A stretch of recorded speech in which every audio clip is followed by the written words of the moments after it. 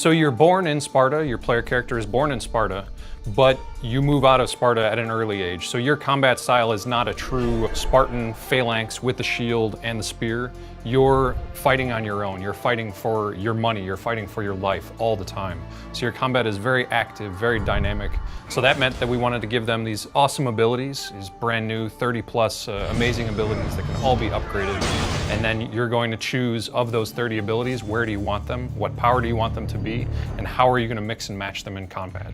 So the base combat is based on Assassin's Creed Origins. It's the same sort of hitbox-based distance, timing. But then we've added all the abilities. We focused on mobility. You're much more active and dynamic, dodging and parrying instead of sort of turtling with a shield. Without the shield doesn't mean that you don't have the defensive option, actually. We have the parry that is fairly generous. Compared to a block, what it does is it's creating you an opportunity to take back on the offense. If you want to sneak around, put the hood on, you can hide in the bushes and, lure people in and use some of the abilities that are stealth, you can do that a lot more than we've done since Syndicate. Because of your DNA, because of the spear being an artifact of the first civilization, you combine those two things and you get just really, really impressive game-changing abilities for range, for shooting your bow, for the melee combat, and then for assassination as well.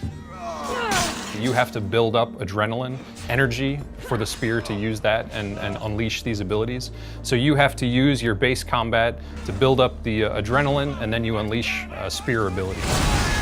So regardless of how you choose to map the abilities, which weapon you want to wield, you will always have a strong aesthetic that's true for a Greek hero warrior. We have 2 weapon slots, the bow, you have 5 gear slots on your character. All of those can be upgraded at the blacksmith to your current level.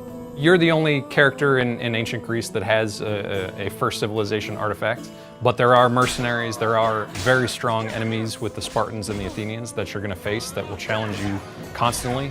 And with the RPG progression, you're going to be facing against enemies that have a higher level than you. It's really going to be up to you how you play. Tune in Thursday at 2 p.m. for next week's episode, Naval Gameplay. Assassin's Creed Odyssey, available October 5th.